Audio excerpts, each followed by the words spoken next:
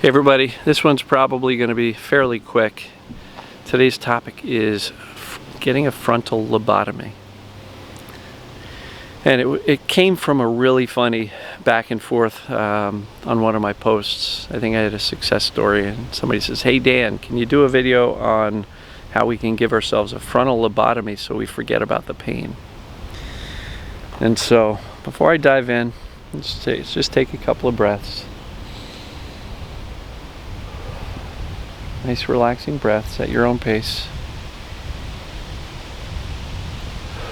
Send the message to the brain, I'm safe. And when you can breathe slowly and deeply and just notice the present moment, it really does give you a feeling of safety, right? So again, this was a really funny exchange between a couple of ladies and myself where somebody said, "Hey Dan, can you talk about, giving ourselves a frontal lobotomy so we forget about the pain altogether?" I thought it was pretty funny, but at the same time, of course, I'm going to try to find a lesson in this, and I believe the lesson is we don't have to forget about the pain. Many people will say, "Well, I had a good day and then I thought about the pain and whammo, here it came back. It came rushing back." And we can come to the conclusion that I'm never allowed to think about or talk about or remember pain at all. Right? And that seems to be the message that this lady was talking about with the wishing she could get a frontal lobotomy. But it's not that, because I talk about pain all day, every day. It's what I do. I can hear the most horrific stories of some of the people struggling the most, and my pains don't come back, right?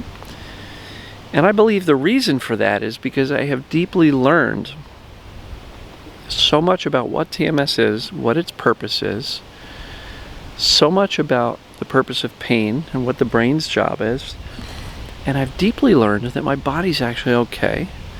I'm not broken at all, and I have zero, and when I say zero fear, I literally mean zero fear about TMS and mind-body pain or distraction pain coming back. I literally lead my life without fearing it. If I get a twinge, I'm like, oh, whatever. And it's gone, right?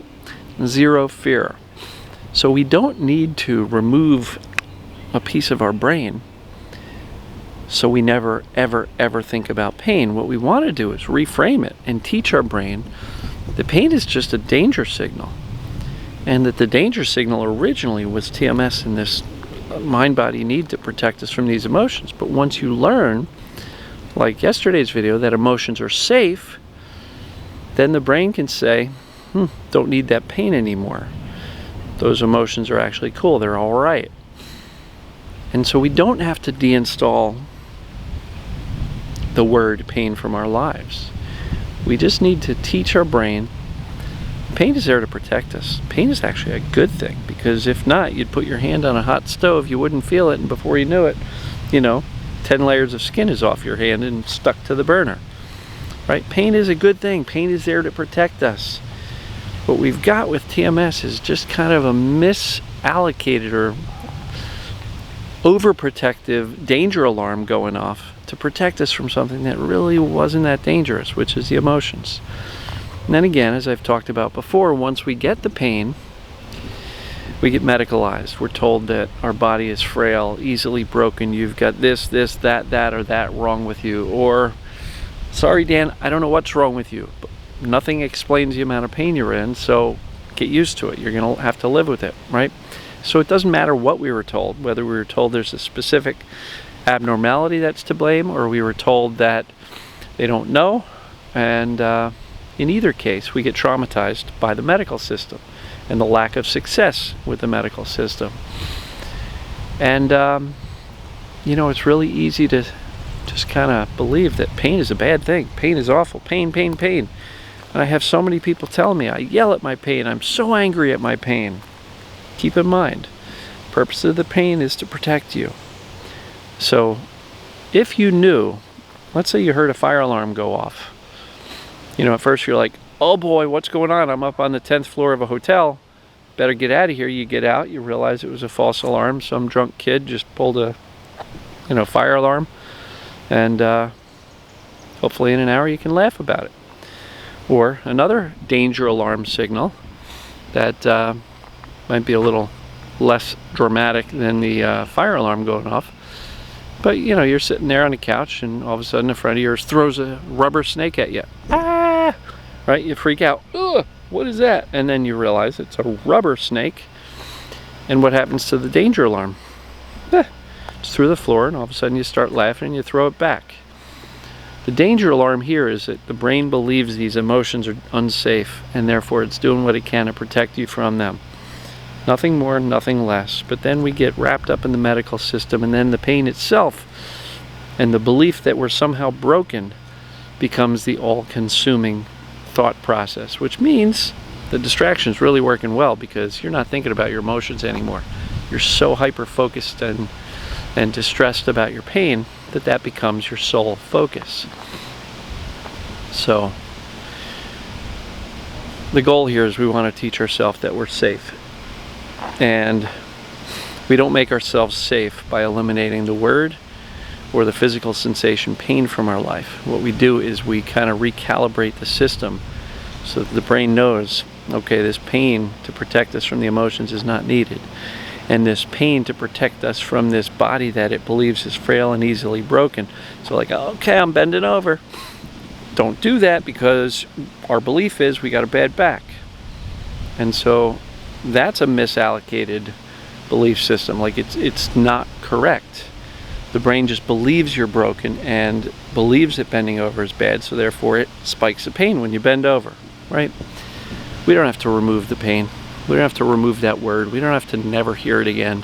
As a matter of fact, somebody once tried to tell me, Dan, can you not use the word pain in your videos? Like, how am I supposed to do that? What am I supposed to call it, right?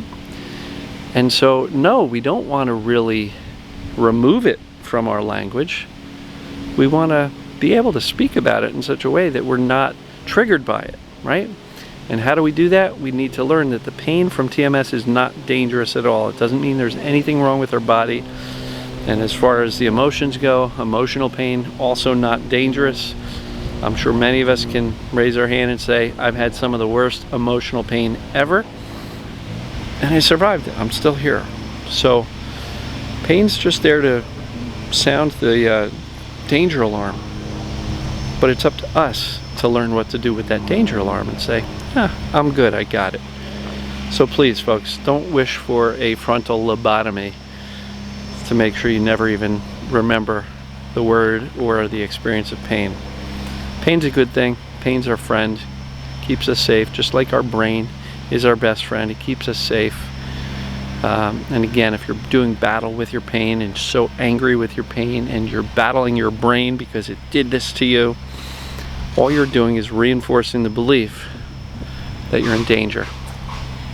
And when your brain believes you're in danger, it's going to keep the pain going. Why? Because the pain is the danger signal.